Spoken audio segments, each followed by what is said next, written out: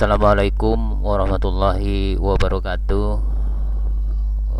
Hari ini kita mempelajari materi tentang persamaan diferensial parsial. Karena kita ketahui bahwa persamaan diferensial parsial ini banyak diaplikasikan di fisika. Oke, kita mulai. Jadi persamaan diferensial parsial adalah persamaan yang memuat satu atau lebih turunan parsial dengan dua atau lebih variabel bebas. Orde dari persamaan diferensial parsial tingkat tertinggi dari derivatif yang ada dalam persamaan diferensial tersebut. Derajat dari persamaan diferensial yaitu pangkat tertinggi dari turunan tingkat tertinggi yang ada dalam persamaan diferensial tersebut. Persamaan diferensial parsial dikatakan linier jika hanya memuat derajat pertama dari variabel bebasnya dan derivatif parsialnya. Berikut beberapa contoh persamaan diferensial yang penting. Yang ke satu itu persamaan gelombang satu dimensi. Yang kedua persamaan konduksi panas satu dimensi. Yang ketiga persamaan Laplace dua dimensi. Yang keempat persamaan Poisson dua dimensi. Yang kelima persamaan Laplace 3 dimensi. Semuanya aplikasi di dalam fisika. Oke, lanjut. Contoh-contoh persamaan diferensial parsial dalam bentuk praktis dalam fisika yaitu persamaan gelombang do kuadrat U per do T kuadrat sama dengan C kuadrat do kuadrat U per do X kuadrat. Jadi matematiknya kan begitu ya. Kedua persamaan gelombang radio min do V per do X sama dengan L do U per dt, atau min do I per dx sama dengan C do V per dt. Jadi itu secara matematiknya. Yang ketiga persamaan panas untuk satu dimensi heat flow. Jadi ada persamaan aliran panas. Di situ dirumuskan do U per dt sama dengan C kuadrat do kuadrat U per do X kuadrat. Yang keempatnya persamaan panas untuk dua dimensi. Kita memahaminya secara matematiknya do kuadrat U per do X kuadrat ditambah do kuadrat U per dy kuadrat sama dengan 0.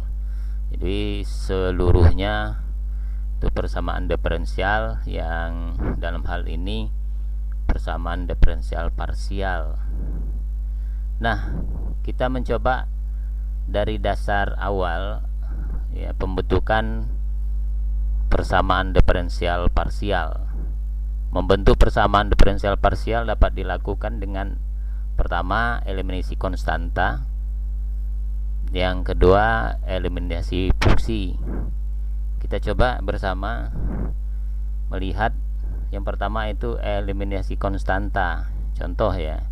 Jadi bentuklah persamaan diferensial dari X kuadrat ditambah Y kuadrat ditambah dalam kurung Z min C kuadrat sama dengan A kuadrat. Jawab. X kuadrat ditambah Y kuadrat tambah dalam kurung Z min C kuadrat sama dengan A kuadrat. Ya, dalam kurung ada dua konstanta yaitu A dan C. Jadi turunkan persamaan terhadap X. Nah, dari persamaan di atas kita mendapatkan turunan pertamanya 2x ditambah 2 dalam kurung Z min C do Z per do X sama dengan 0. Kalau kita sederhanakan lagi akan menjadi X tambah dalam kurung Z min C do Z per do X sama dengan 0. Persamaan persamaan satu ya. Begitu juga jika diturunkan terhadap Y ya, jadi persamaan X kuadrat ditambah Y kuadrat ditambah dalam kurung Z min C kuadrat sama dengan A kuadrat. Jika diturunkan terhadap Z, maka akan timbul 2Y ditambah 2 dalam kurung Z min C do Z do Y sama dengan 0. Disederhanakan akan menjadi Y tambah dalam kurung Z min C do Z do Y sama dengan 0. Titik-titik persamaan kedua. Jadi ketika kita ingin mengeliminasi C atau menghilangkan C, itu harus yang persamaan pertama tadi dikalikan dengan do Z per do Y, sedangkan persamaan yang kedua dikalikan do Z per do X. Dari keduanya itu ketika dieliminasi, dikurangin dua persamaan tadi, akan timbul X do Z per do Y min Y do Z per do X sama dengan 0. Itu kan persamaan diferensial parsial yang timbul dari solusi persamaan diferensial dari persamaan yang pertama tadi ya, akan timbul solusi persamaan diferensialnya ya, yang berbentuk X do Z per do Y min Y do Z per do X sama dengan 0. Jadi itu kita memahaminya dalam bentuk tadi disebut ya, eliminasi konstanta ya, jadi menghilangkan konstanta A dan C. B, eliminasi fungsi ya.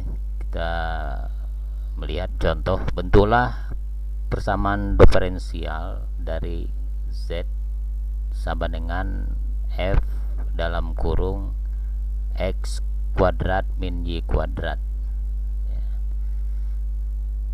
Kita melihat yang pertama, jawaban dari parsialnya kita asumsikan saja yang pertama V sama dengan do Z per do X ya, sama dengan ya, hasilnya ketika diturunkan jadi F aksen ya, X kuadrat min Y kuadrat dalam kurung 2X, ini persamaan 1. Q sama dengan do Z per do Y, F aksen dalam kurung X kuadrat min Y kuadrat sebagai fungsi X kuadrat Y kuadrat tadi, itu dalam kurung min 2Y, itu enggak persamaan 2. Nah, jadi dari persamaan 1 dan persamaan 2 didapat V per Q sama dengan 2X per min 2Y. Jadi identik dengan 2Q 2XQ ditambah 2YP sama dengan 0. Sehingga didapatin X do Z per do Y ditambah Y do Z per do X sama dengan 0. Oke, jadi dua cara ya, membentuk persamaan diferensial parsial dapat dilakukan dengan dua cara tadi.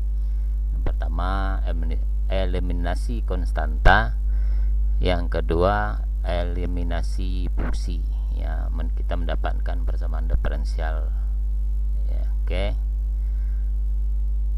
Nah, selanjutnya kita melihat persamaan diferensial linear orde 2. Di persamaan umumnya A do kuadrat U per do X kuadrat ditambah B do kuadrat U per do X do Y tambah C do kuadrat U tambah A per 2Y kuadrat ditambah D do U per do X ditambah E do U per do Y ditambah FU sama dengan G. U merupakan variabel tak bebas, merupakan fungsi dari XY. XY variabel bebas dari persamaan diferensial. A, B, C, D, E, F, G koefisien bisa konstan atau merupakan fungsi dari X atau Y.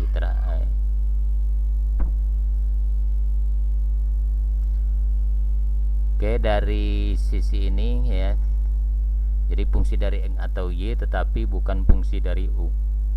Jika G sama dengan 0 disebut persamaan diferensial homogen. Jika G tidak sama dengan 0 disebut persamaan non homogen. Jika B kuadrat min 4AC lebih kecil dari 0 disebut persamaan diferensial eliptik. B kuadrat min 4AC sama dengan 0 disebut persamaan diferensial parabolik. B kuadrat min 4AC lebih besar dari 0 disebut persamaan diferensial hiperbolik. Nah, metode penyelesaian persamaan diferensial, beberapa penyelesaian yang akan dibahas. Yang pertama, integral langsung.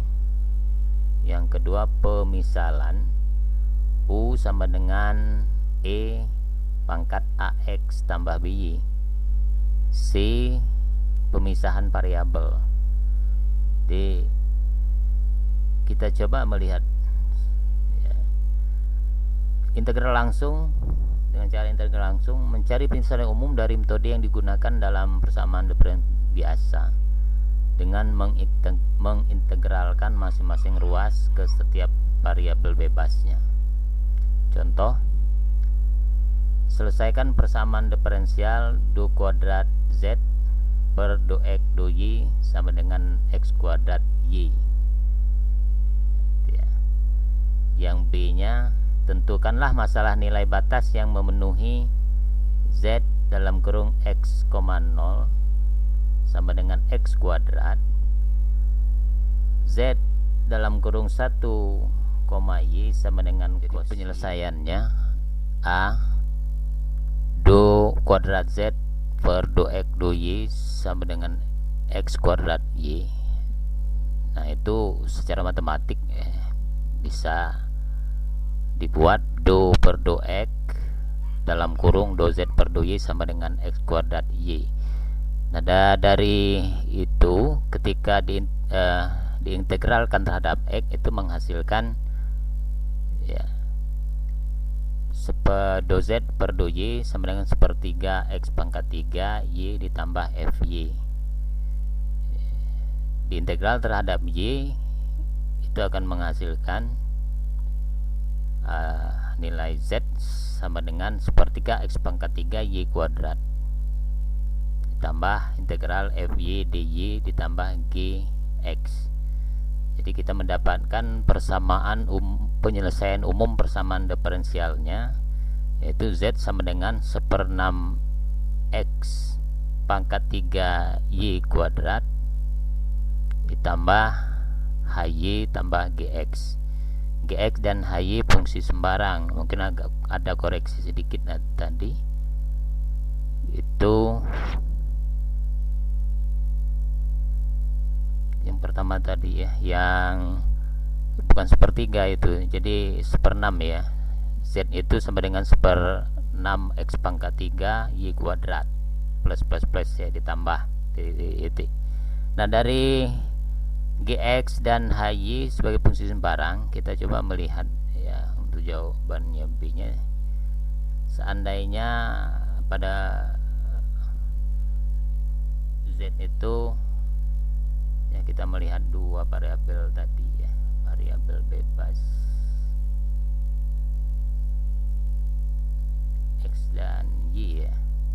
Atau kita coba melihat ya, X Z dalam kurung X, 0 ya, sama dengan X kuadrat.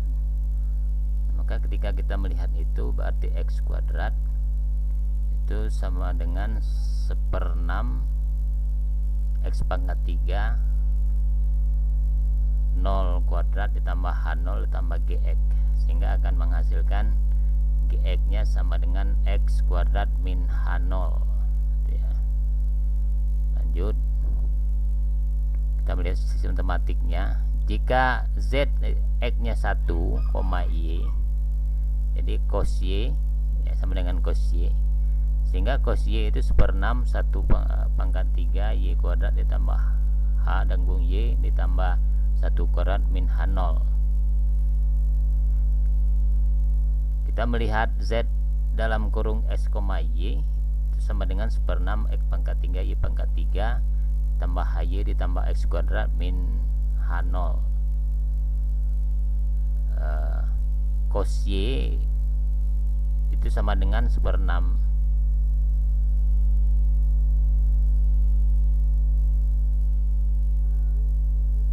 ya, pokoknya intinya kita akan melihat ya, sehingga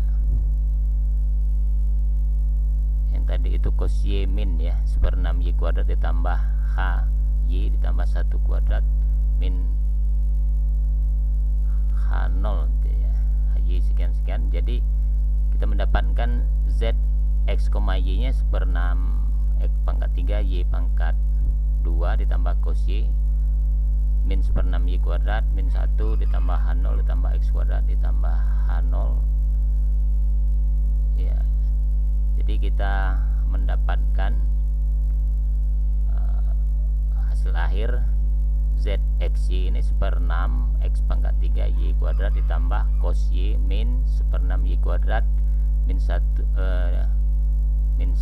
ditambah X kuadrat. Pokoknya begitu-begitu ya, lumayan. Kita coba melihat yang kedua, selesaikan persamaan diferensial di atas itu ya. Nanti secara matematikanya dilihatin saja, atau nanti kita coba membahasnya bersama ya, bagaimana sehingga menghasilkan persamaan umum diferensialnya U dalam kurung XT 1/6 X pangkat 3 T kuadrat ditambah GT ditambah HX per T kuadrat.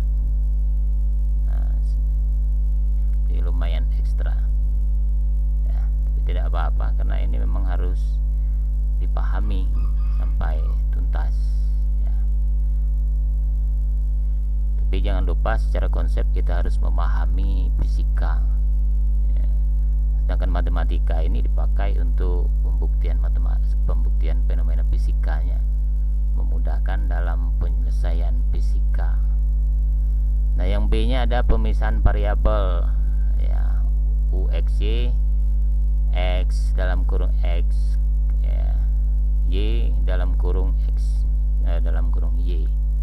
Nah, di situ ada pemisahan variabel du do U per do X sama dengan X1Y X pangkat 1Y do U per do Y X pangkat 1Y. Contohnya, selesaikan persamaan parsial do U per do X sama dengan 4 do U per do Y. Nah, situ U dalam kurung 0 Y sama dengan 8 E min E pangkat min 3Y ya. Kita misalkan saja U sama dengan XY, maka do U per do X aksen Y do U per do Y aksen Y ya. Satu itu aksen ya, supaya lebih enak sebutannya. Jadi persamaan diferensialnya menjadi X aksen Y sama dengan 4X. Jadi persamaan diferensialnya menjadi X aksen kali Y sama dengan 4X kali aksen Y, atau X aksen per X sama dengan 4 X Y aksen per Y sama dengan K konstanta ya. Ya, kalau kita melihat begitu bisa dikatakan X aksen per X sama dengan K dan 4 Y aksen per Y sama dengan K. Nah, jadi ya, solusinya kita mendapatin juga X sama dengan C1 eksponen KX dan Y C2 eksponen K per 4 Y itu ya. Pokoknya didapatin penyelesaian persamaan diferensial parsial ada untuk U sebagai fungsi dari XY menjadi 8 eksponen min 12X min Y min 3Y. Nah, itu untuk penyelesaian yang terkait dengan pemisahan, metode pemisahan variabel ya.